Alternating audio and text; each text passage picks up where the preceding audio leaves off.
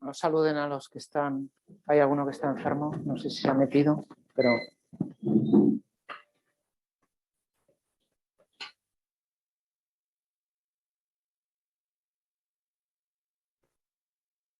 Buenos días a todos. Como recordarán, estamos viendo una cosa importante, que es lo que se refiere al Concilio Vaticano II, que es, por decirlo de alguna manera, la pauta en la cual tenemos que movernos, el marco interpretativo, ¿no? Habíamos hablado de la cuestión del defectus ordinis, una cuestión muy importante, Unitatis Reintegratio 22, donde hay dos partes claramente diferenciadas. Siempre decimos que está la parte de cal y la parte de arena, la parte crítica y la parte positiva. Entonces, en la parte positiva habíamos hablado del bautismo como sacramento de unidad, como primer sacramento de unidad, y en el segundo parágrafo de Unitatis Reintegratio 22 nos encontramos cuando habla de la Eucaristía. Y entonces la Eucaristía ya es un elemento de discordia. Por eso podríamos decir que la Eucaristía es el signo de identidad, es decir, un detector de la naturaleza eclesiológica de las iglesias y las comunidades eclesiales. Según la doctrina eucarística nos podemos orientar para saber dónde estamos cada uno desde el punto de vista eclesiológico, ¿no? Entonces habíamos llegado a la difícil cuestión del defectus ordinis. Por cierto, perdonen que les cuente una anécdota personal, cuando yo fui a Halle, que es una ciudad del norte de Alemania, a la Universidad Martín Lutero, donde el rector es un católico, un buen católico además, lo digo porque las cosas en Alemania son posibles, ¿no? Pues estuve ahí con algunos profesores protestantes, estuvimos hablando de una serie de cuestiones referidas al sacramento del orden, los luteranos, y entonces yo mencioné Unitatis Reintegratio 22.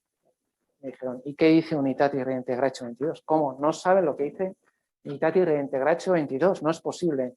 Entonces ellos sacaron una antología de textos del Vaticano II publicada por una conocida editorial católica.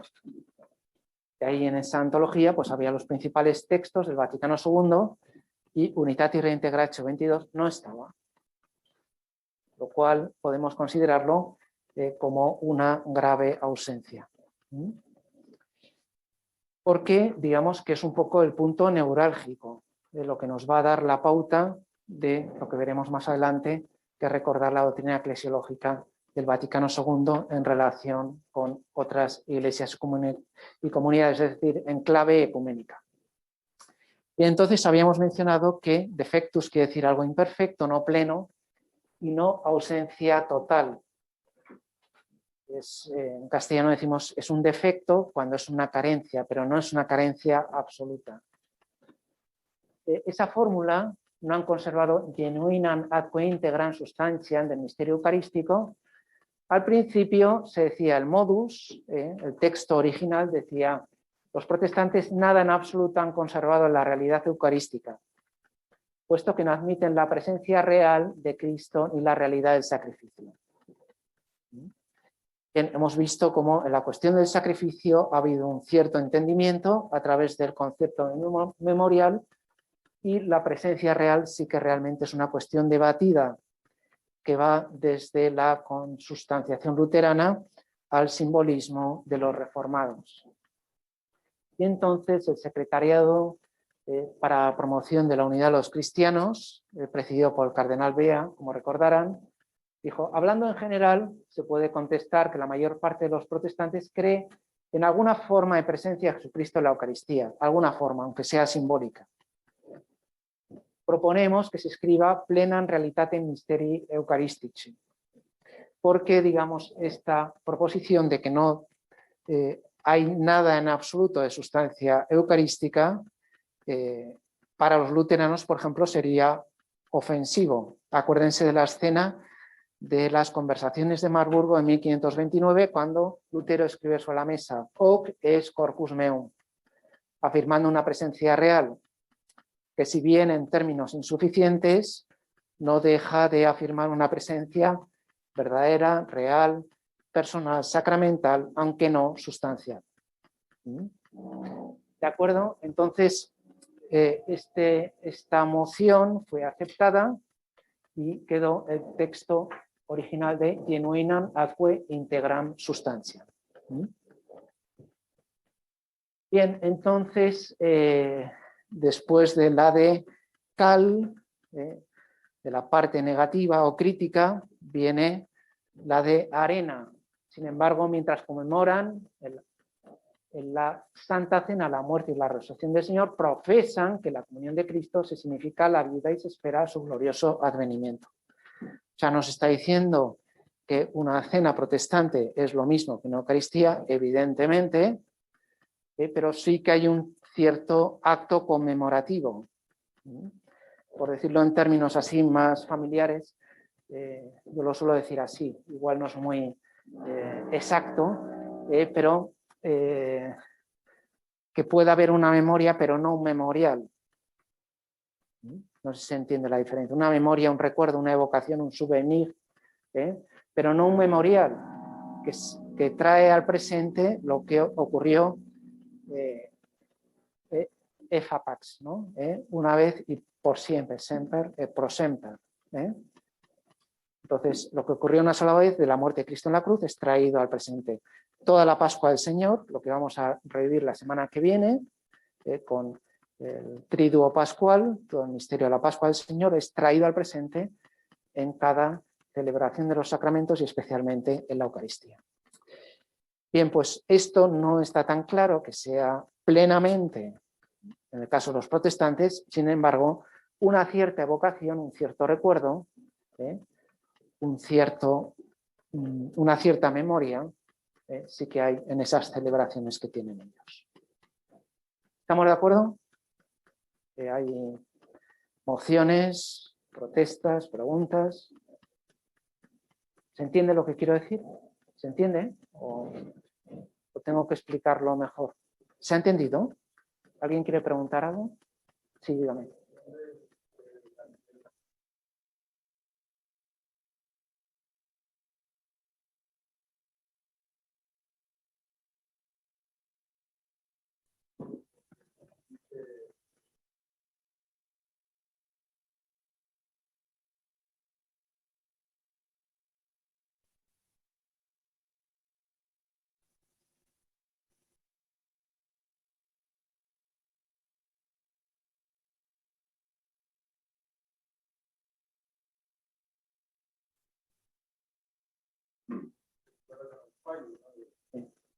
No, lo ha dicho usted muy bien. O sea, no hay una plena presencia como lo tienen los católicos o los ortodoxos, pero puede haber una presencia como Jesucristo está presente en su palabra, en la iglesia, en el sacerdote, en el cristiano, en los pobres. Todos esos lugares Cristo está presente. Puede estar presente también en la cena, pero claro, la presencia más fuerte que nosotros tenemos es en la Eucaristía, donde está verdadera, real, sustancialmente presente. ¿De acuerdo? ¿Se entiende? ¿Estamos de acuerdo o no? Porque este punto es importante,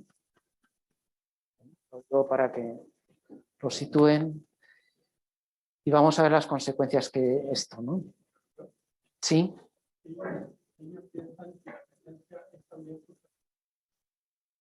¿No? Claramente no. O sea, ellos, si he intentado decir algo claramente, ellos rechazan el término transustanciación. Por lo tanto, todo lo que es una sustancia, un poco les...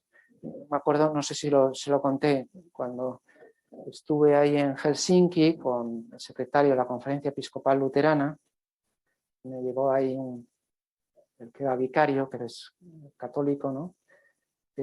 Yo le dije de un modo provocador, lo que escribió Lutero en la mesa, en las conversaciones de Marburgo en 1529, yo creo que escribió transustanciación. Entonces él se asustó Yo lo que le quería decir que estaba afirmando una presencia real y que entonces eran los mismos luteranos los que tienen que revisar su propia postura para ver si la consustanciación está acorde con las enseñanzas de Lutero. Entonces, a partir de ahí, bueno, pues explicar que el término transustanciación no es un término exquisitamente filosófico, aristotélico y lemórfico, y que, por lo tanto, lo que se entiende ahí es que es una presencia 100%, decíamos en términos coloquiales. Sí.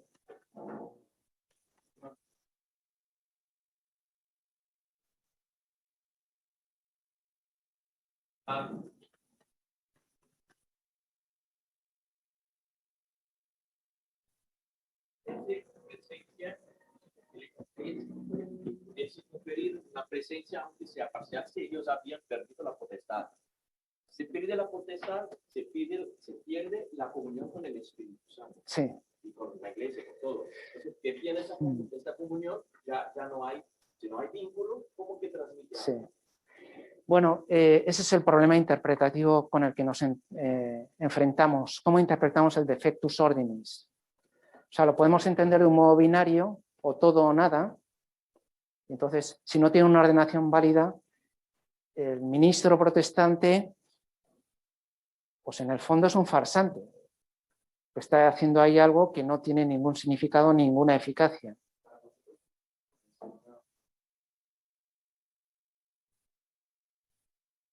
Bien, digo, no tenemos que aquí juzgar la eficacia o no en términos absolutos, entre otras cosas porque no tenemos un detector de presencias, ¿no? Un detector de sucesión apostólica. Lo que quiero decir es que o esto se puede interpretar de ese modo, como una carencia absoluta, y entonces yo tengo todo, tú no tienes nada, o bien lo interpretamos, yo tengo todo, tú tienes parte, y vamos a ver qué puedes hacer para que tú recuperes el todo.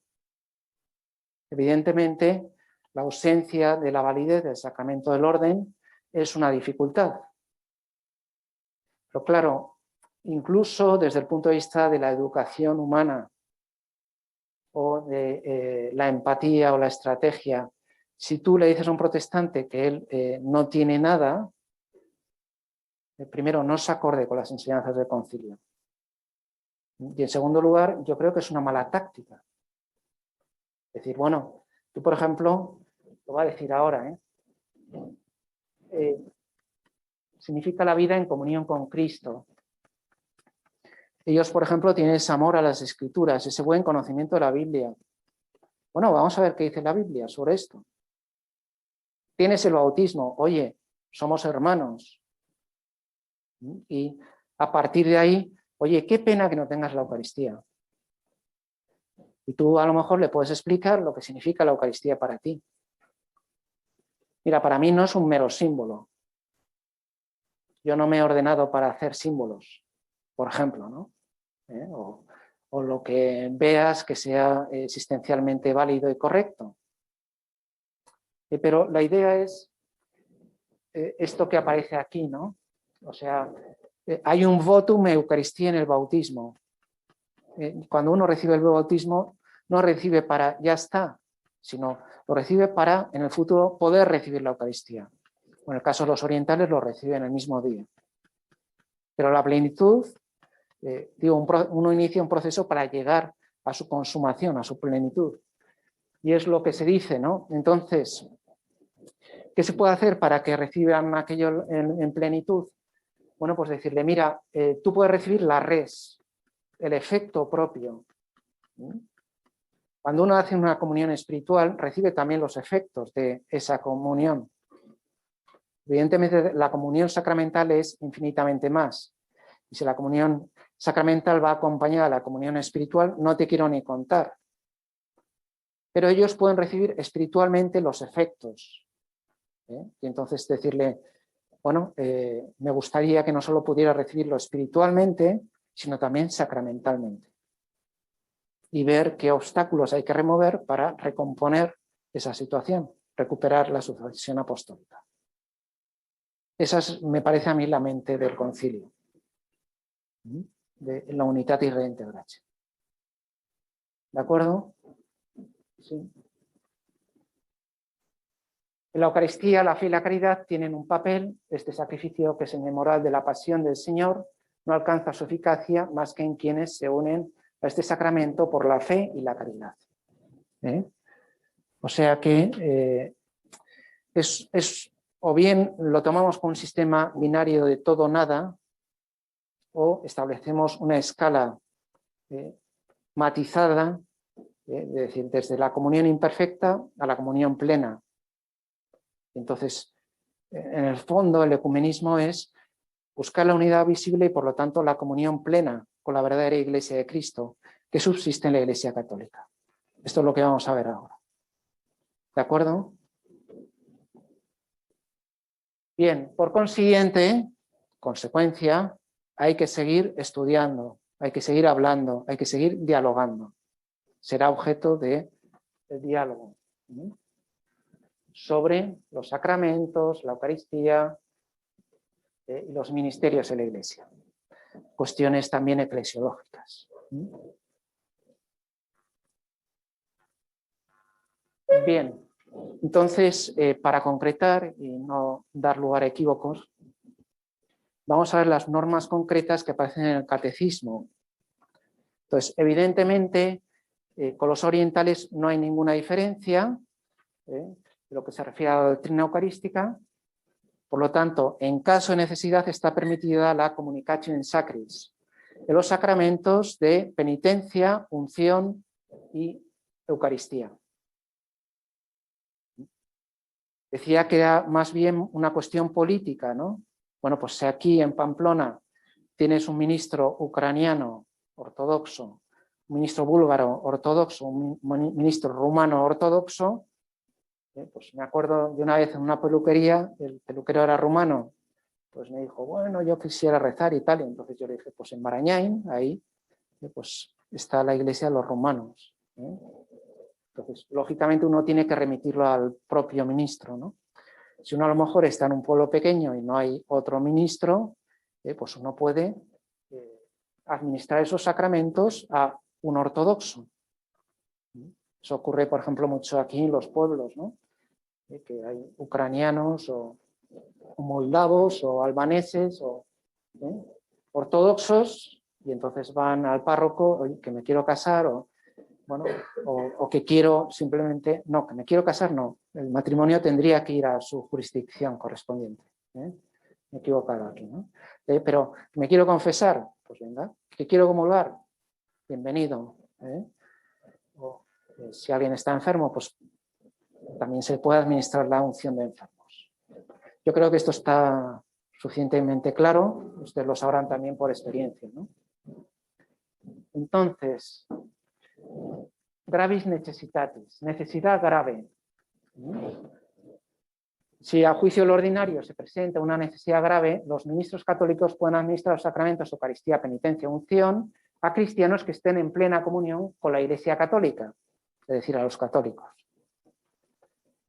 Lo que piden este sacramento con deseo, perdón, que no están en comunión con la Iglesia Católica, es decir, por ejemplo, un protestante, pero que piden estos sacramentos con deseo y rectitud. En tal caso se precisa que profesen la fe católica respecto a estos sacramentos y estén bien dispuestos. O sea, se les pide la plena fe eucarística. Tú me pides la comunión, ¿tú crees que realmente esto es el cuerpo de Cristo? Sí. ¿Crees que solo es Cristo? Igual no hay que utilizar el término transustanciación porque le resulta un poco... Si una persona no... pero ¿tú crees que esto solo es el cuerpo de Cristo? Que no es un símbolo ni es cuerpo de Cristo envuelto en pan, empanado. No, yo creo que es el cuerpo de Cristo. Pues el cuerpo de Cristo, amén. Lógicamente, tras una previa confesión, en el caso que sea necesario. Me acuerdo que un conocido mío, sacerdote, que de hecho es el vicario regional del Opus Dei en Alemania, su mamá era protestante y entonces estaba en articulo mortis y entonces le pidió la Eucaristía. Entonces, este envió primero a un sacerdote para que la confesara y después él mismo le administró la Eucaristía a su madre, ¿no? Después, con estas debidas condiciones. La recta, la plena doctrina eucarística. Bien, ahí se dice también que los matrimonios mixtos, solo en casos excepcionales, y un católico puede pedir solo los sacramentos válidos, por lo que no podrá acceder a la cena protestante.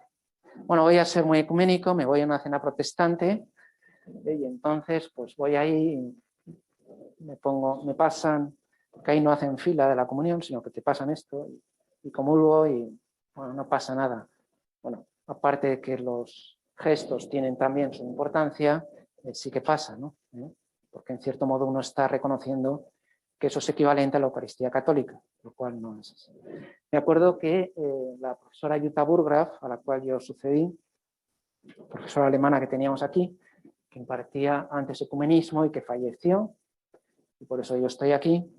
No sé si alguien... ¿Tú tuviste a Jutta Burgraf? No. Pues decía que cuando le ofrecían la cena luterana, ella hacía una reverencia y pasaba, ¿no? Como diciendo, bueno, tú haces un acto de reconocimiento a aquello, no es que te estén pasando un trozo de pan, están pasando algo más, tú haces un acto de reverencia y después lo pasas al siguiente, ¿no? Creo que es una estrategia bastante diplomática, ¿no? No, me llamó la atención por la delicadeza, ¿no? Propia de las mujeres, ¿no? Que saben estar en los sitios, ¿no? Bien, ¿está claro esto? Sí. Válidos, sí. Bueno, pues la Eucaristía. En el caso, ¿puede pedir la Eucaristía ortodoxa? Pues sí.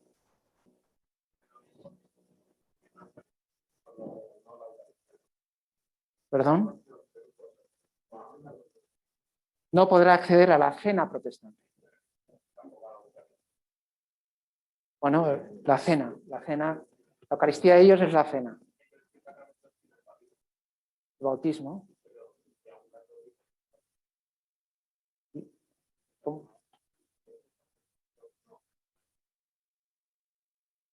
Aporta, no la entiendes. No la entiendo.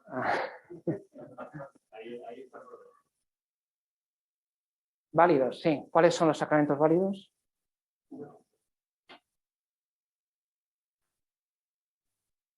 Son 7, sí. Sacramentos válidos. Sí, vamos. Estamos intentando ser objetivos, ¿no?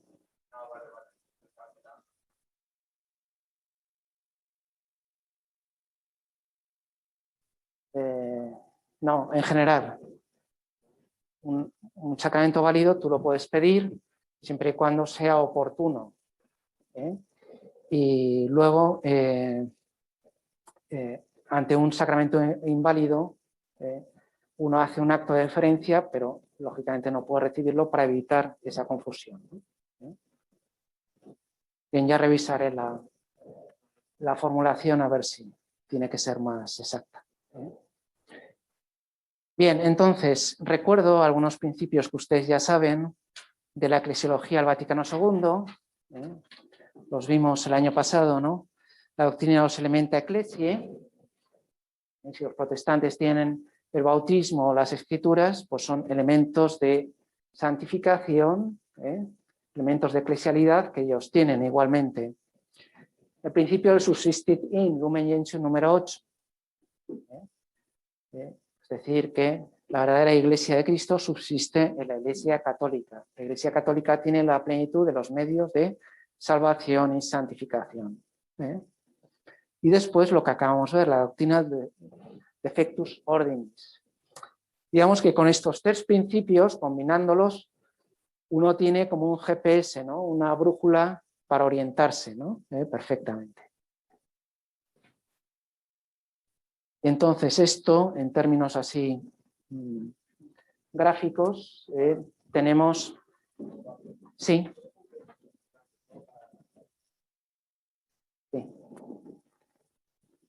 Fectus ordinis, unitatis reintegratio 22, subsistit in Lumen Gentium 8, Elementa Ecclesia Lumen Gentium 15, unitatis reintegratio 3.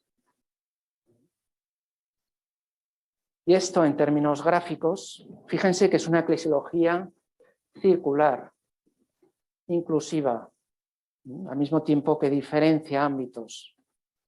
No es un sistema binario, todo o nada, sí o no, dentro o fuera, sino que hay como anillos en los cuales uno empieza desde fuera por ese bautismo y la palabra de Dios que tienen todas las comunidades protestantes, eclesiales, comunidades eclesiales. Esto sería lo propio de una eclesiología bautismal. Después, en común con las iglesias ortodoxas, verdaderas iglesias particulares, iglesias hermanas, tenemos el episcopado, y por lo tanto en esta franja ya hay verdaderos sacramentos, sacramentos válidos, puesto que tienen la sucesión apostólica. Y digamos, aquí tenemos el núcleo duro, el núcleo íntimo del primado, que es lo que tiene la Iglesia católica. Entonces, aquí, en las afueras, digamos, en las periferias, tendremos una eclesiología bautismal. Si se fijan, esta es una impresión que tengo yo, quería contrastarle con la opinión de ustedes. El Papa Francisco ahora habla sobre todo de esta eclesiología bautismal, que es complementaria con la eclesiología eucarística de comunión, que serían las zonas ya más interiores, más íntimas, ¿no? Que sería el episcopado y el primado, donde hay verdadera sucesión apostólica y por lo tanto plenitud de sacramentos, todos los sacramentos válidos. Pero aquí tendríamos una eclesiología bautismal, que, insisto, muchas veces el Papa habla más de esto, y sin embargo, si uno lee, por ejemplo, a Joseph Ratzinger, la semana pasada estuve en Roma en un congreso sobre la eclesiología Ratzinger, es una eclesiología eucarística. Uno puede decir, bueno, pues tenemos dos mundos irreconciliables. No, tenemos dos dimensiones complementarias, porque la eclesiología católica es tan bautismal como eucarística. Entonces, hay que verlas como dos dimensiones complementarias. Cada una tiene sus ventajas. Entonces, evidentemente, la foto que nos da la eclesiología eucarística es una foto como más interior y más plena. La foto que nos da la eclesiología bautismal es una dimensión como más abierta y más inclusiva, también dirigida a los protestantes. Digamos que esta es más dirigida a los protestantes, está más a los ortodoxos y está lógicamente a los católicos, por lo que iremos viendo. ¿Se entiende lo que intento decir? ¿Se entiende más o menos? Bien. Bueno, pues nos quedamos con esta foto que es importante y vamos a ver un poquito más lo que dice, bueno, pues que tienen los protestantes, la fe, el bautismo, la palabra de Dios, la oración, que por lo tanto tienen una verdadera relación con Jesucristo y también tienen un cierto culto en la comunidad congregada para alabar a Dios. Un culto protestante también tiene un cierto valor y donde dos o tres estén reunidos en mi nombre, yo estoy en medio de ellos. Por lo tanto, no quiere decir, evidentemente, esa presencia en la Eucaristía es mucho más plena, más total, pero evidentemente allí hay una verdadera relación con Jesucristo, ¿no?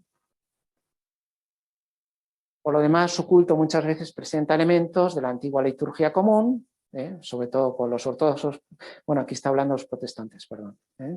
Tiene elementos, vamos a las cenas que yo he asistido, que era más bien de lo equivalente a la High Church, ¿no? Pues tomaban elementos de la anáfora de Atanasio, de Basilio, y también del canon romano.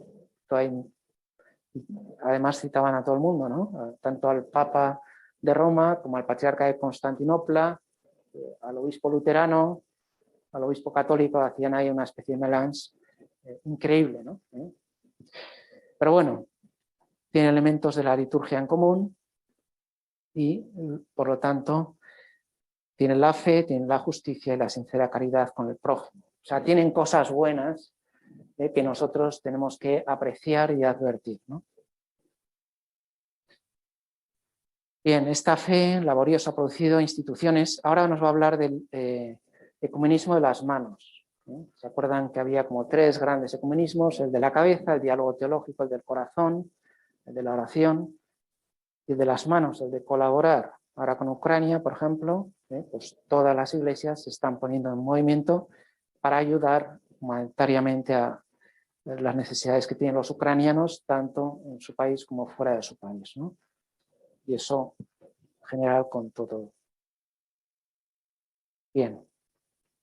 Entonces, manifiesta en la vida y en el culto, manifiestan la fe, tienen verdadera fe y la profesan, tienen por lo tanto elementa ecclesie, estamos recapitulando un poquito lo que hemos dicho, y traigo aquí este texto de Responsio Modorum.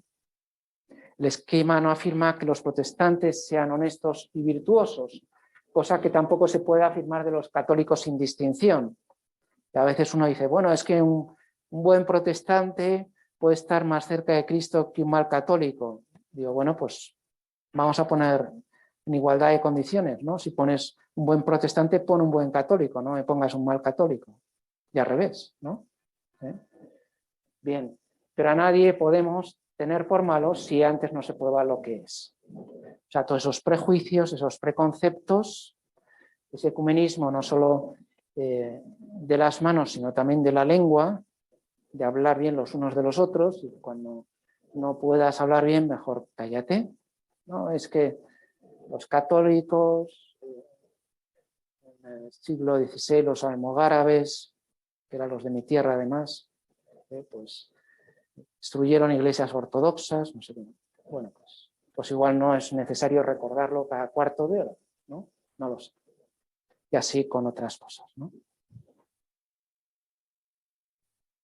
Bien, entonces, todas estas cuestiones del ecumenismo de las manos, de acuerdos de servicio, cuidado de la casa común, en esto el Papa Francisco ha seguido las indicaciones de Bartolomeo, del patriarca de Constantinopla, todo el tema que también, hombre, es un tema muy acorde con la sensibilidad actual, pues no dejemos de evangelizarlo, porque a veces podemos dejar estos temas que son patrimonio común de la humanidad en manos de los no creyentes, ¿no? Incluso de los enemigos de la Iglesia. No, pues vamos a trabajar sin quedarnos en eso, pero puede ser un buen comienzo. Perdonen, mi experiencia, por ejemplo, yo doy clases de introducción en cristianismo en ciencias, ¿no? Y lógicamente es gente, bueno, pues muy trabajadora, pero positivista, un tanto escéptico, ¿no? Bueno, pues este tema de la creación, empezamos las clases con la creación. Y ahí ya se sienten un poco como acogidos. Después ya pasamos a la Biblia y, bueno, llegamos hasta donde se puede, ¿no? O uno llega hasta donde puede o quiere. Pero digamos que esto es un buen punto de partida, ¿no? También para el diálogo ecuménico. Pero acaba con una fórmula trinitaria, ¿no? El amor al Padre, la oración del Hijo y la fuerza del Espíritu.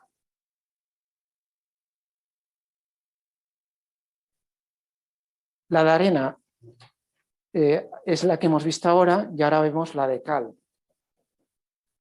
Decimos, hay muchos temas bonitos en los cuales podemos trabajar juntos, no dejemos de hacerlo, pero hay temas de moral que no entienden del mismo modo. Empezando por la defensa a la vida humana. El profesor Villar, cuyo homenaje haremos pasado mañana, el jueves, y al cual están cordialmente invitados, decía que cuando estuvo en la Asamblea Ecuménica de Iglesias en Europa, en Sibiu, en Rumanía, a propuesta del Patriarcado de Moscú, se quería incluir la cláusula de defensa de la vida humana desde la concepción hasta su término natural.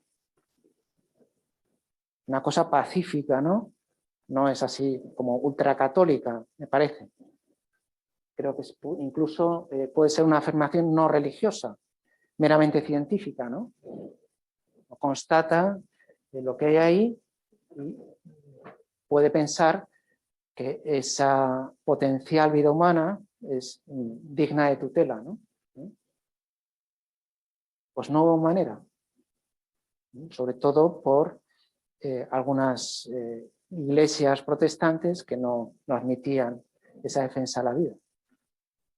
Por lo tanto, estos temas morales también son importantes. No, lo digo para no dejarnos llevar por cierta ingenuidad o cierto buenismo de decir, bueno, pues aquí todos creemos lo mismo y estamos... Bueno, pues esto también es interesante.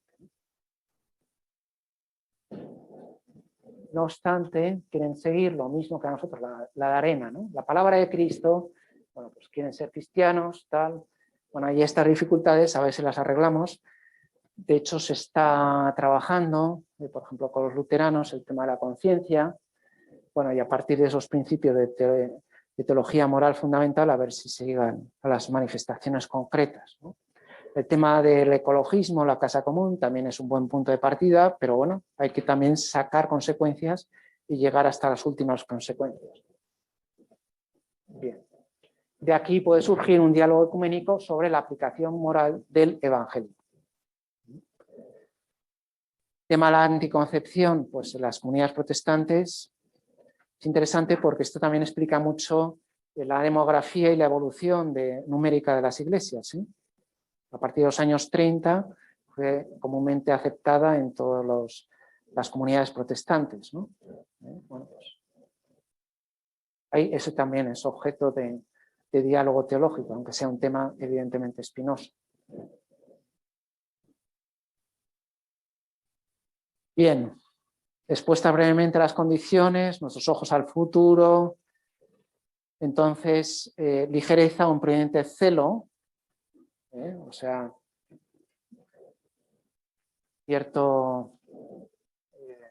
una cierta ingenuidad o buenismo en el ecumenismo pues puede ser peligroso. Lo que yo llamo ecumenismo sin cabeza, ¿no? Sin discernimiento teológico, sin estas cuestiones pues, eclesiológicas o sobre la Eucaristía o sobre el ministerio que hemos de tener en cuenta para decir, bueno, aquí todos somos hermanos y entonces, pues venga, todos a celebrar mi Eucaristía y aquí no pasa nada, ¿no? Bueno, pues vamos a hablarlo un poquito, vamos a verlo despacio, ¿no?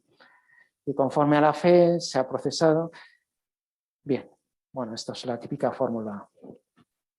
Por lo tanto, abstenerse de celo imprudente y ligereza perjudicial, o sea, ser prudentes, nunca está mal, fidelidad a la verdad, elemental, creo Watson, ¿no?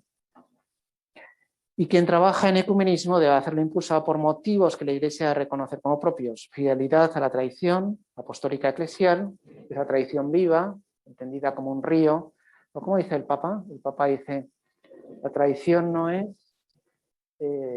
unas cenizas que se veneran en un museo, sino un fuego vivo. Que creo que a su vez es una imagen, no sé si de Claudel o un fuego vivo, ¿no? Bueno, pues en ese fuego, en ese río vivo de la tradición, se conserva la plenitud de la revelación que nos llega desde la Escritura, ¿no? Sintonía con los pastores, ahí los pastores, pues lógicamente tendrán una labor de discernimiento y de guía, que habitualmente los laicos no tienen conocimientos teológicos, o a veces sí, a veces realmente los tienen, ¿no? Ahí en Roma me encontré con un sacerdote que suele ir a Grecia. Esto es una provocación, aviso, ¿no? Entonces él suele ir a Grecia, y entonces pues atiende a los católicos, intenta dialogar con los ortodoxos, porque no siempre es fácil. Allí hay un benedictino de obispo, ¿no? Don Manuel Min, ¿no? Y entonces me decía él, ¿no? También hay que conocerlo, es un romano así como muy peleón, correoso, y decía a modo de provocación, y dice, lo mejor es que los curas no se metan en el ecumenismo. La unidad si viene vendrá por los laicos, decía.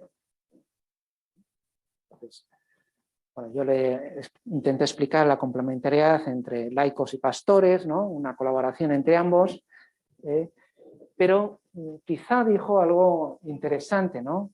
Que a veces nosotros, o por lo menos yo, a lo mejor como especialistas pensamos que las cosas, y luego a veces la vida, pues resulta que una protestante se casa con un católico y el católico tiene una fe firme, bautiza a los hijos y los educa en la fe católica, y luego con el tiempo, pues aquello evoluciona de una determinada manera, en una dirección u otra. Bueno, pues muchas veces la vida es la que manda. Entonces, lo que hay que hacer es también animar a los laicos a vivir esa sensibilidad también ecuménica con la plenitud de la verdad. La tendencia a la plenitud católica. La verdadera Iglesia de Cristo subsiste en la Iglesia católica. ¿De acuerdo?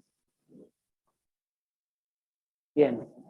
Proyectos comunes entre católicos y protestantes, reconciliar, hacer las paces, dejar de pelearnos, y la fórmula trinitaria, la oración de Cristo, el amor del Padre y la virtud del Espíritu Santo. Bien. Texto bonito que acaba con esta formulación en latín. Los santos padres, se refiere a los padres conciliares, no a San Atanasio. Y nosotros, que es el plural majestático, Pablo VI, Cristo, el Espíritu, aprobamos, discernimos e establecemos. O sea, los padres con el Papa, por medio de Cristo en el Espíritu, aprobamos, discernimos y establecemos ya sinodalmente, fíjense, no es una moda de ahora, sino está la Unitatis Reintegratio al final, para la gloria de Dios. Todo esto lo establecemos, todo el decreto de ecumenismo del Vaticano II, que todo sea para la gloria de Dios. Bien, y después de este benito final, podemos recordar algunos, en estos 2 minutos que quedan, más que recordar, repetir lo dicho, ¿no? Primero, subsiste en la Iglesia Católica, los elementa ecclesiae, de los cuales hemos hablado. La tarea ecuménica no consiste en recomponer a partir de trozos, como si fuera un puzzle. Pues una iglesia, tú tienes un trozo de iglesia, yo tengo otro, vamos a ponerlo juntos. No. La plenitud de la iglesia la ha establecido Cristo, algunos al separarse han perdido parte, y la plenitud de la eclesialidad dada por Cristo subsiste en la Iglesia Católica. Vamos a ver cómo recomponemos esa unidad originaria, ¿no? Pero mientras tanto vamos a vivir esa diversidad reconciliada, no nos vamos a pelear, vamos a dialogar, también con cabeza, con sentido teológico, y entonces después de un invierno, de un cierto invierno en el cual estamos sumidos, nunca mejor dicho, que hoy ha salido el sol, llegará la primavera, ¿no? La oración, como lo más importante de esta clase es el Padre Nuestro del comienzo, por eso hay que llevar puntual, aunque eso no quita que haya colaboración en todo lo demás, ¿no? Y entonces tenemos ecumenismo de la cabeza, del discernimiento teológico, del corazón, de la oración, de las manos de la colaboración. El Papa Francisco habla de ecumenismo de la sangre, de los mártires de distintas confesiones cristianas que han derramado su sangre por Cristo, pues un testimonio también de unidad. Y allí yo pongo el ecumenismo de la lengua, intentar hablar bien los unos de los otros, ¿no? Aunque cada uno pues somos como somos, ¿no? Y las incorporaciones a la Iglesia Católica. Tengo aquí un vídeo de 2 minutos, bonito. ¿Se animan a verlo? Bueno, si alguien tiene que salir, que salga discretamente. Es un vídeo que hicieron en Estados Unidos. A lo mejor alguien lo conoce.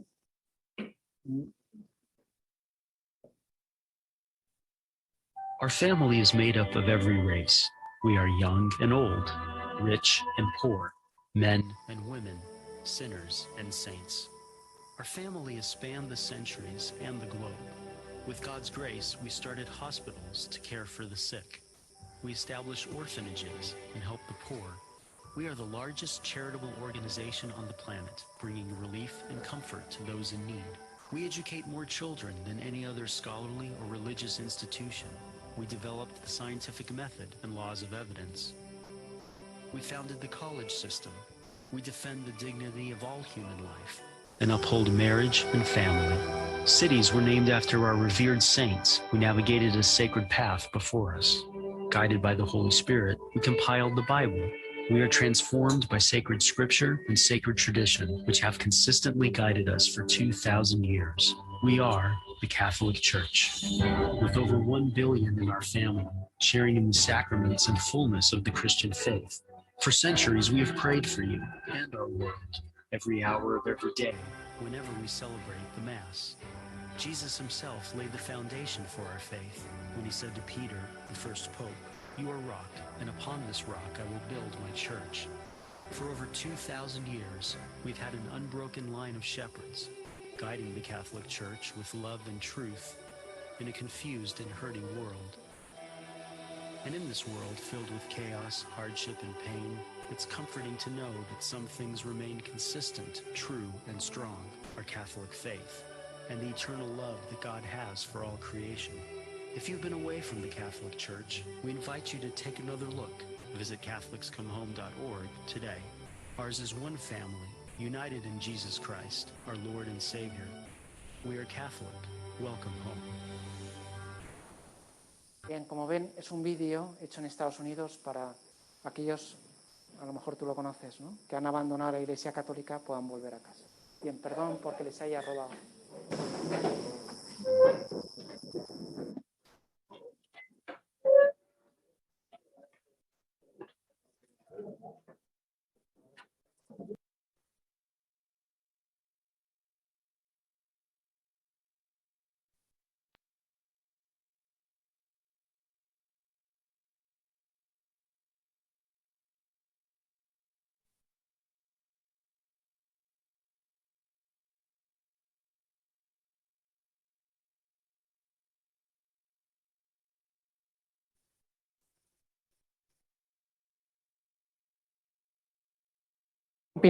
Continuar entonces con esta primavera ecuménica que vino después del Vaticano II, propiciado con el diálogo teológico.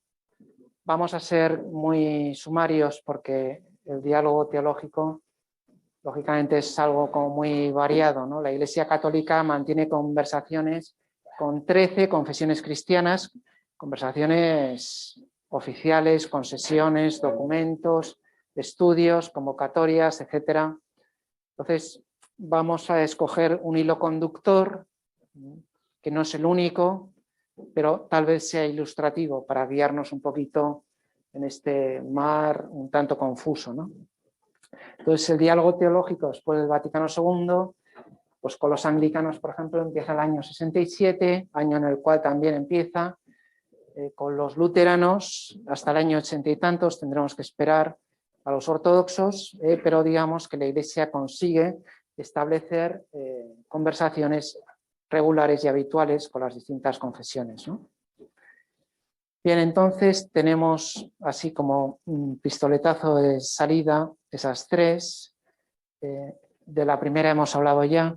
Voy a hablar sobre todo de diálogo católico luterano, sobre todo porque es lo que yo mejor conozco, aunque también he leído otro tipo de textos. Pero voy a hablar sobre todo de este, quizá porque el mundo del luteranismo es como el más emblemático, ¿no? Sirve un poco para situarse, ¿no?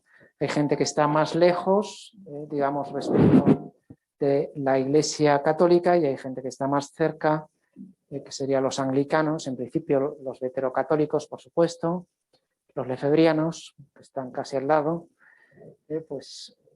pero digamos que los luteranos están ahí un poco en medio y sirven como orientación, ¿no?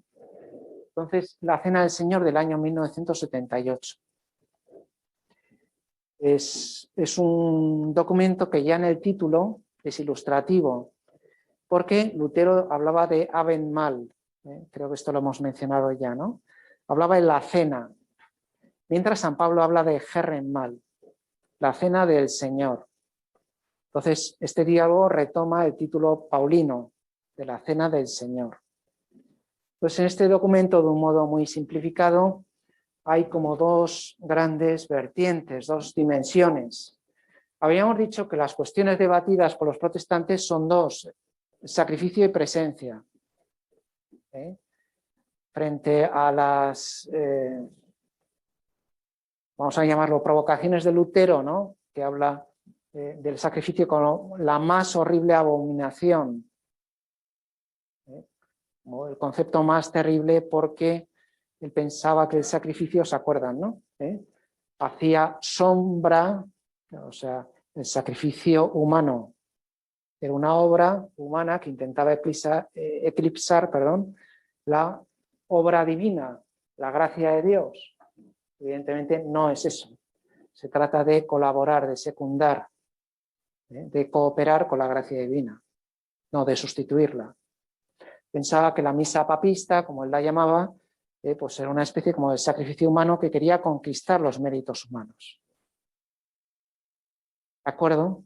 Entonces, claro, empezamos mal.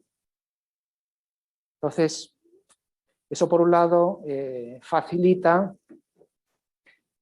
una profundización teológica de parte católica que abandonará la interpretación de tipo alegoricista, ¿se acuerdan de esto, no? Que pensaba que la misa era una clonación, una duplicación del único sacrificio de Cristo en la cruz, que intentaba eclipsar la gracia divina y sustituirlo.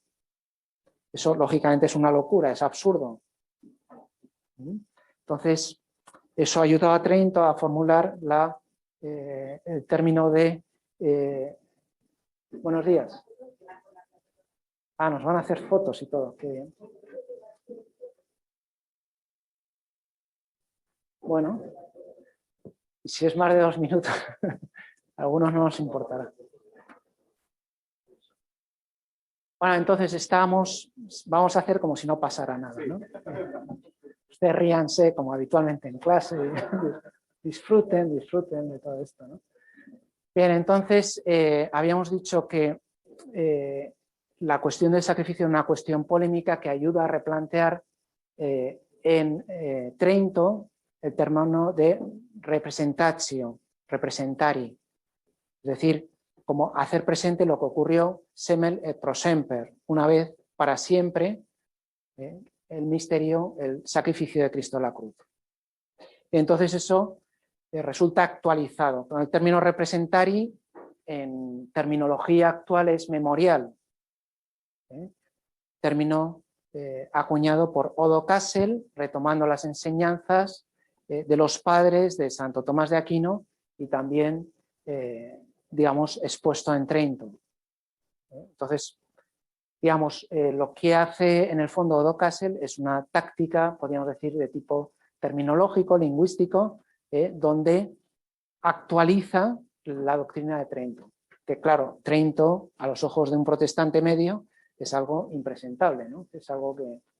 Bien, entonces, la cuestión del sacrificio en la Cena del Señor, pues digamos que resulta en cierto modo solucionada a través del término memorial, puesto que al final, después de casi 500 años, nos damos cuenta de que estábamos diciendo lo mismo, con sus matices, porque lógicamente la teología de las controversias después de Trento pues tuvo sus efectos también de tipo emocional, de tipo anímico, de enfrentamiento entre católicos y protestantes, que hay que también entender, porque si uno es católico y vive en tierra protestante, uno tiene que protegerse.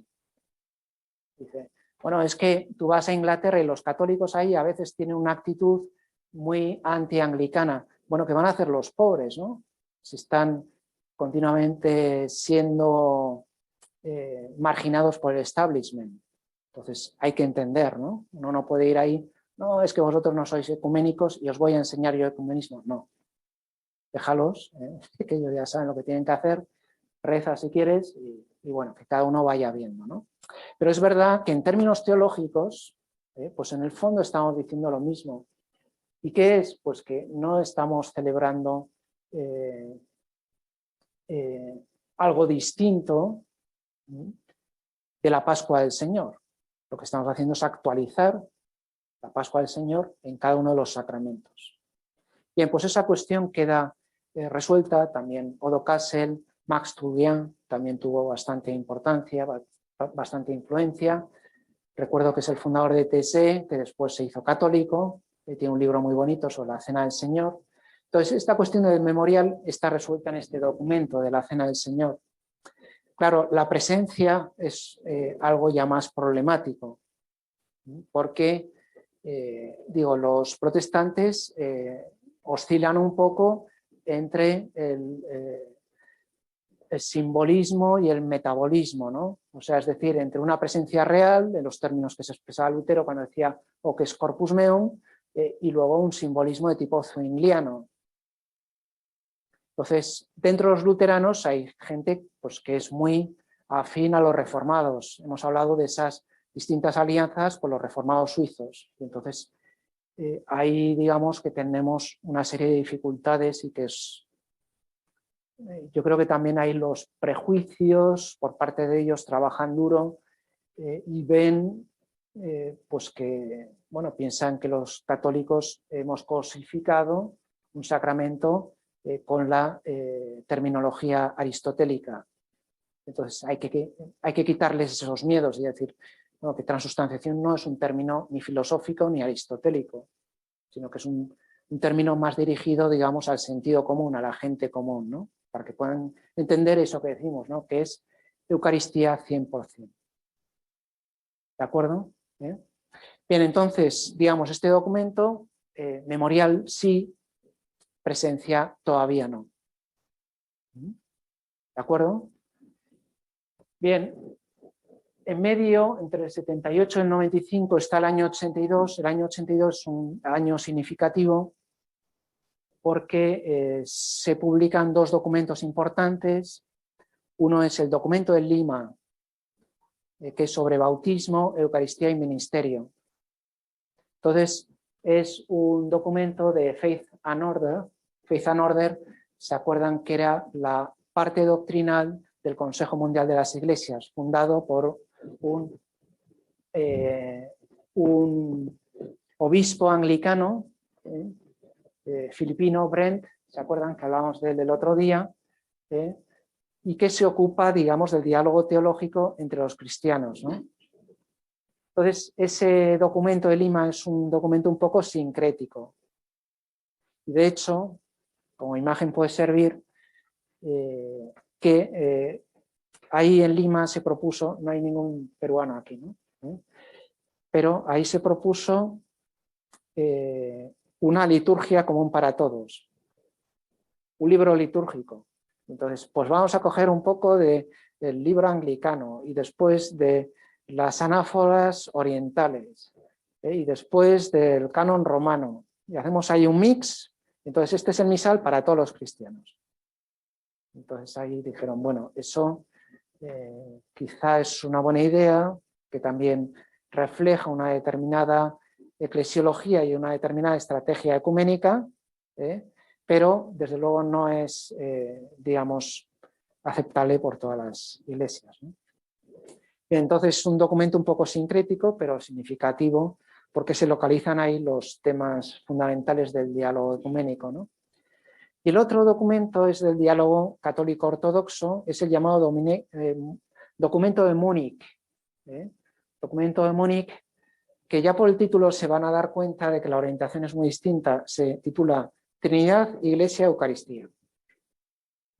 Entonces, ahí explica de un modo muy bonito, también gracias a la teología oriental, cómo el modo privilegiado de acceso a la Eucaristía por parte de nosotros, perdón, modo privilegiado de acceso a la Trinidad por parte de nosotros es la Eucaristía.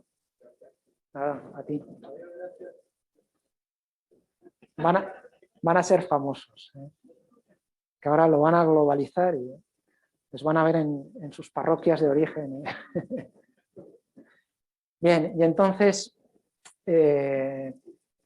estaba diciendo, el modo de acceso a la Trinidad es a través de la Eucaristía. Entonces, ahí, en ese documento, se desarrolla sobre todo lo que se refiere a la eclesiología eucarística. Como saben, la eclesiología eucarística se ha desarrollado sobre todo en el mundo ortodoxo, en la línea de Ignacio de Antioquía de un obispo, un altar, una Eucaristía, una iglesia. Como pueden ustedes sospechar, es una eclesiología de la iglesia local particular. Entonces, esa eclesiología no desarrolla la dimensión universal. Y el primado queda en la sombra, ¿no? Entonces, la corrección que hace después, el mismo Ratzinger, que a su vez había promovido esta reunión, es decir, bueno, de que ahí nos falta dimensión universal. Es decir, tenemos que entender la Iglesia como una red de comunidades eucarísticas unidas por la Eucaristía, pero esas iglesias locales, que son iglesias hermanas, como sabemos, las iglesias ortodoxas hemos dicho que son iglesias hermanas de las, o mejor dicho, las diócesis o las eparquías ortodoxas son hermanas de las diócesis católicas, son iglesias hermanas. Entonces esas iglesias locales tienen que mirar a la iglesia madre, que es la iglesia de Roma. Entonces, digamos que eso es lo que nos falta, ¿no? En los anillos o los donut, que les he puesto antes, o donas, como dicen otros, ¿no? Pues digamos, estamos en los dos primeros anillos, pero nos falta el anillo central, el núcleo central. ¿De acuerdo? Pues eso es el documento de Múnich, sí. Documento de Múnich de 1982, titulado Trinidad, Iglesia, Eucaristía.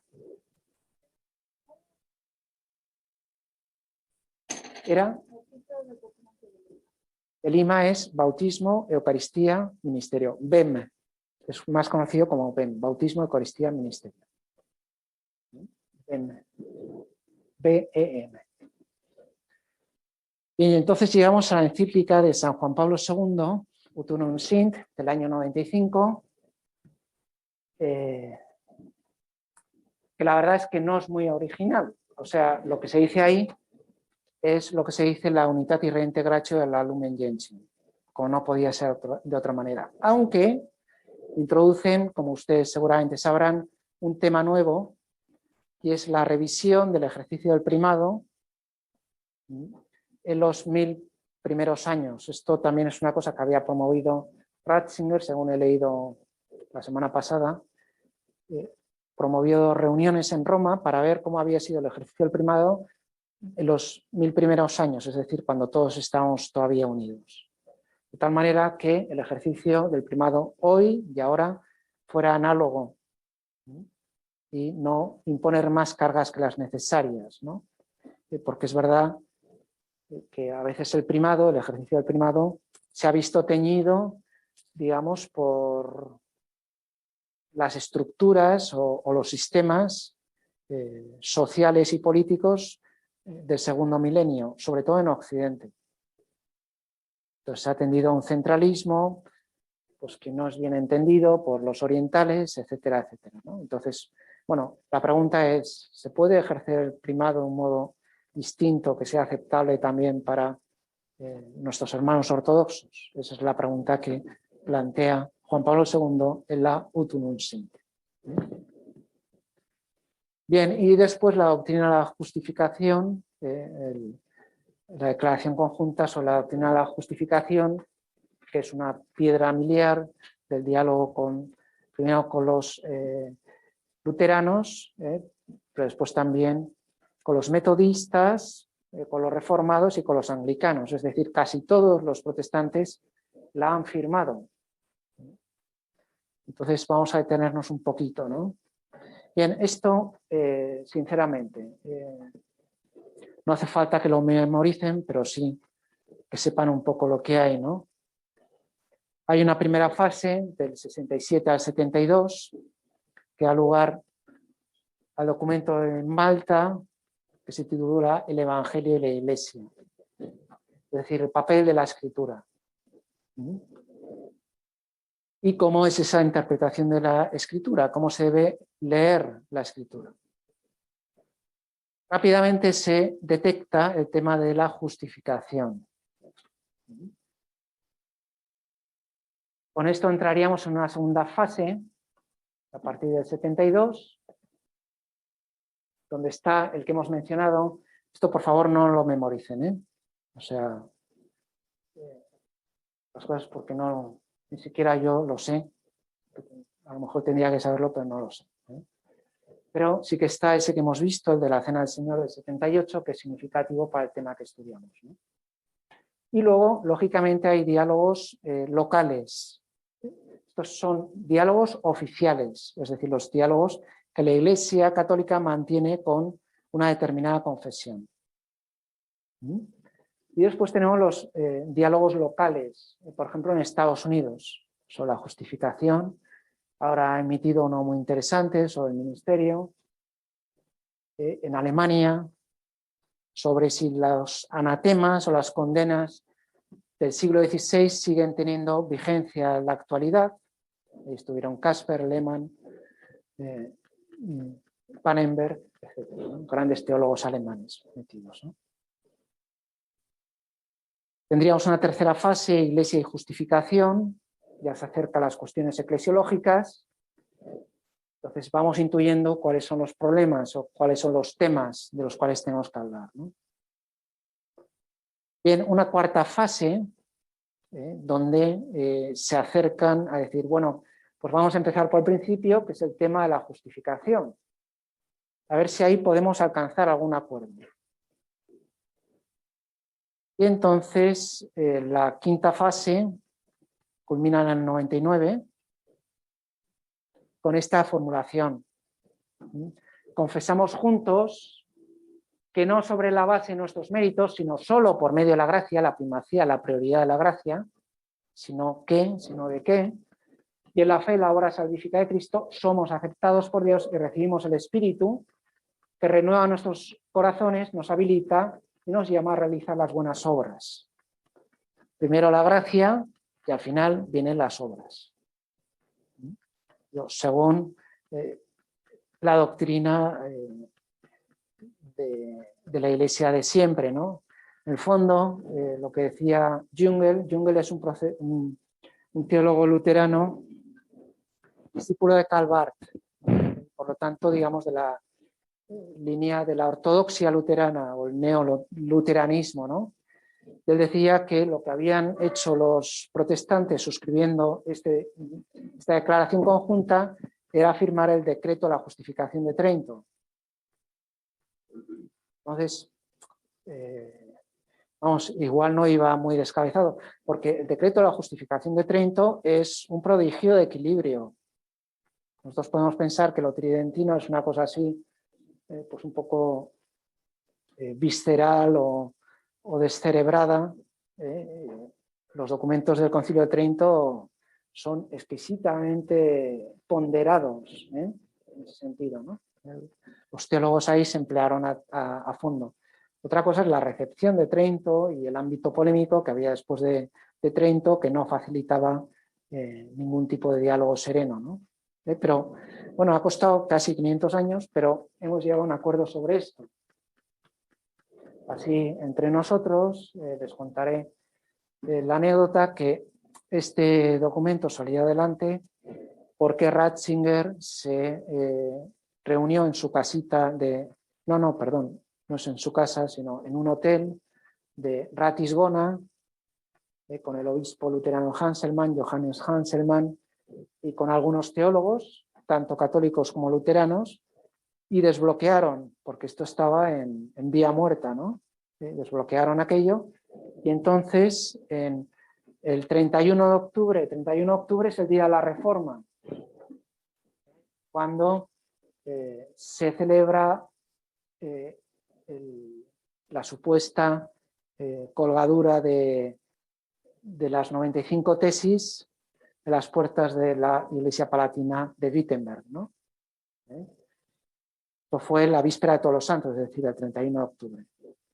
Bueno, pues el 31 de octubre de 1999 en esta iglesia, la iglesia de Santa Ana en Augsburgo, ciudad también emblemática por la Confesión de Augsburgo, se firmó esa declaración conjunta entre el presidente del Pontificio Consejo para la Promoción de la Unidad de los Cristianos, Cassidy, un australiano, y las autoridades luteranas correspondientes.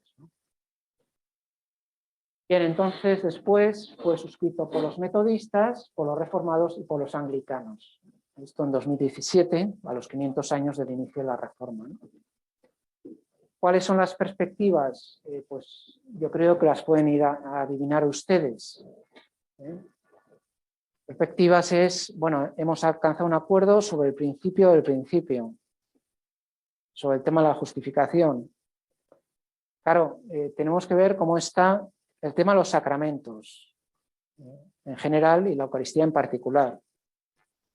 Dentro de la Eucaristía tenemos que ver qué pasa con la presencia, a ver si nos aclaramos qué estamos afirmando y confesando en nuestra fe eucarística.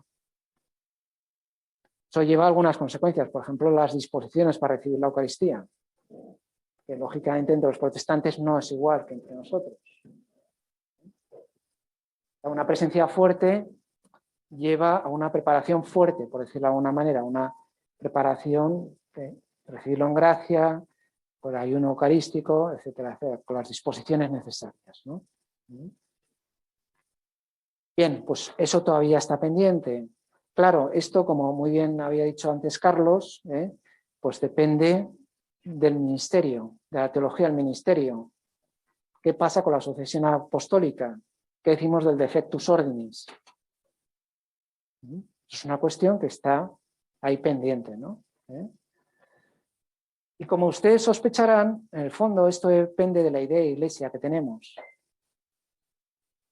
Tenemos una idea de iglesia como sacramento, como tiene la iglesia católica y ortodoxa y las iglesias ortodoxas. Es decir, la iglesia entendido como cuerpo de Cristo, como pueblo de Dios, que se reúne en torno a la palabra, el cuerpo y la sangre de Cristo. Esa idea la que hay en los protestantes, pues más bien una eclesiología de la comunidad, de la Gemeinde, no de la Kirche, decíamos, ¿no? De la comunidad y no de la iglesia, ¿no? Es una idea de iglesia como decíamos, serva o serva verbi o sponsa verbi, que dicen ellos, ¿no? Es una eclesiología más de tipo horizontal, como Communio Sanctorum, o tiene también una dimensión vertical de comunión con el Padre, con el Hijo, con el Espíritu Santo. Lógicamente, en ámbito protestante, o por lo menos lo que yo sé de luterano, ha habido desarrollos en esta línea. Podríamos decir en la línea del Vaticano II. El problema es verificar qué sustancia hay, ¿no? O sea, hasta qué punto la Iglesia luterana se puede confesar como pueblo de Dios Padre, cuerpo de Cristo, templo del Espíritu. Bien, son cuestiones que están ahí, ¿no? Y que hay que ir resolviendo, ¿no? Se entiende un poco, ¿no? Y si vamos todavía más atrás, más al principio, pues nos vamos a dar cuenta de que hay problemas todavía importantes, ¿no? Esos problemas importantes, claro, parten de un principio, y el principio es el del libre examen del siglo XVIII.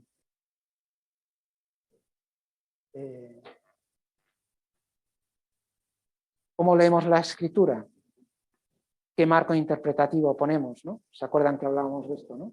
Si ponemos los escritos confesionales de Lutero Melanchthon, o ponemos la tradición, los escritos de los padres orientales y latinos, y entendemos la tradición de la Iglesia como toda esa continuidad. Bien, y entonces el problema hermenéutico de cómo leemos e interpretamos la Biblia, al final es el problema primero, en el cual tendríamos que ponernos de acuerdo y decir, bueno, leemos la Escritura ¿con qué marco? ¿En qué contexto? El texto, ¿con qué contexto lo leemos?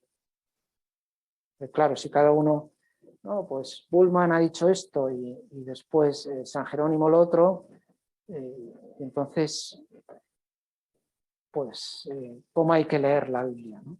Entonces, ese pacto, digamos, de lectura es lo que nos va a permitir después resolver las cuestiones teológicas respecto a los sacramentos, el ministerio de la eclesiología. ¿Se entiende un poco? Sí. Bien, ¿se entiende un poquillo lo que quiero decir? Bien.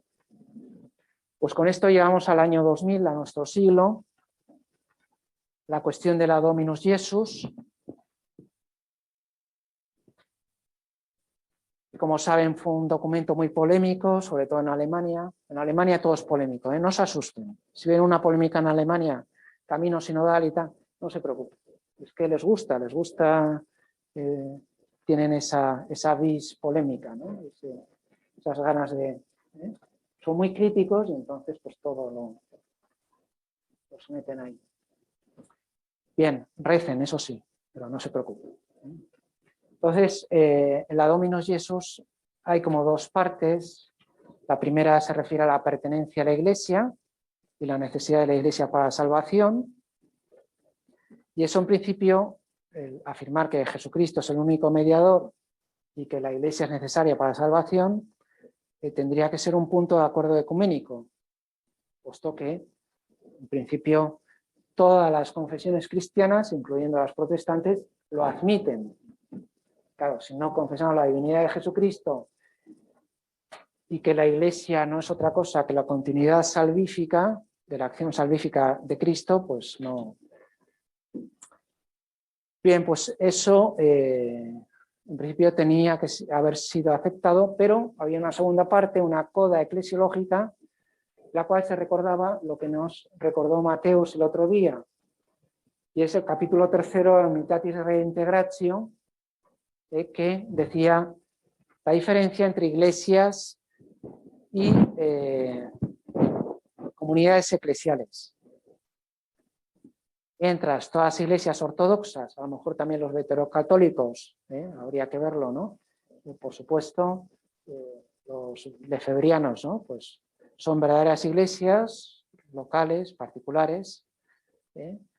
Sin embargo, los que han perdido la sucesión apostólica son comunidades eclesiales. A veces se añade surgidas a partir de la Reforma. Entonces, esa segunda parte eclesiológica fue muy polémica porque, lógicamente, los protestantes decían, nosotros también somos iglesia. Entonces ahí es cuando Ratzinger recordó que el mismo Lutero había repudiado el término iglesia y había preferido el de Gemeinde, que había establecido una eclesiología distinta y que lo que decía la Unitatis Reintegratio y recordaba la Dominus Jesus es coherente con la eclesiología que había formulado Lutero. Pero en fin, aquello quedó como un gran desconcierto hasta el punto que el mismo Juan Pablo II tuvo que salir al paso para defender este documento. Pues ahí ya se difundió de que había sido un documento que había colado subrepticiamente Ratzinger y que Juan Pablo II no lo había visto ni nada, cosa que evidentemente no es muy creíble, puesto que creo que comían 1 o 2 días a la semana juntos, o sea que es poco creíble, aparte de que el mismo Juan Pablo II lo defendió públicamente. O sea, en fin. Bien, entonces, otro tema, la apostolicidad de la Iglesia, la sucesión apostólica, la cuestión del ministerio, a ver cómo queda. De 2007, y después como preparación a los 500 años del conflicto a la comunión. Lo que ahora tenemos que profundizar es en el término comunión, qué implicaciones tiene, qué eclesiología comporta, y, digamos, ir rehaciendo pues ese camino que nos ha separado, ¿no? Más que rehaciendo, ir deshaciendo, ¿no? El camino que nos ha separado y recorriendo el camino que nos ha separado para llegar al punto de encuentro, ¿no? Bien, en 2017, como recordarán, celebramos los 500 años de la Reforma. el encuentro entre el Papa y el presidente de la Confederación Luterana Mundial, que entonces era un chileno. En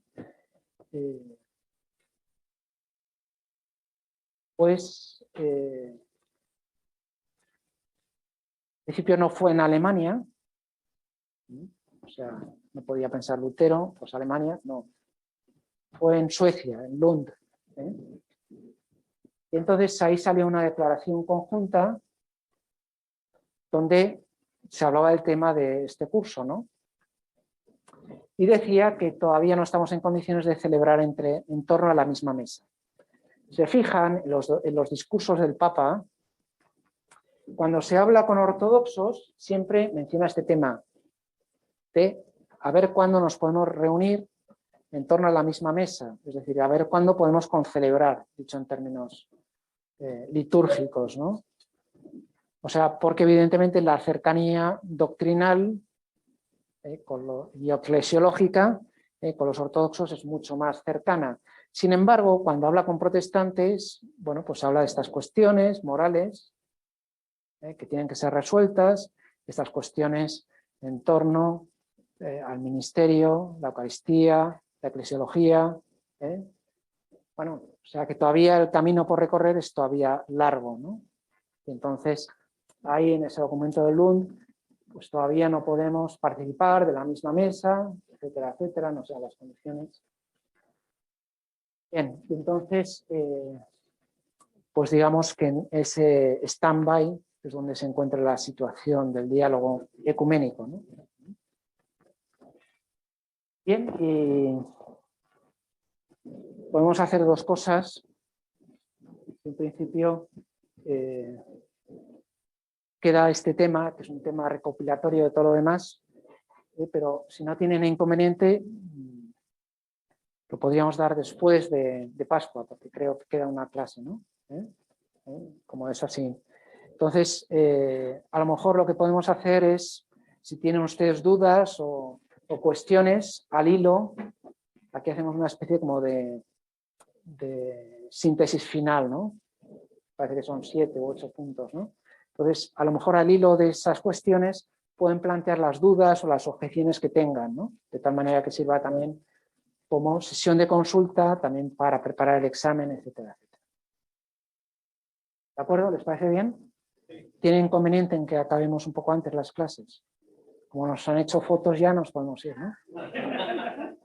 Pues nada, entonces, felices Pascuas y hasta después de Pascua.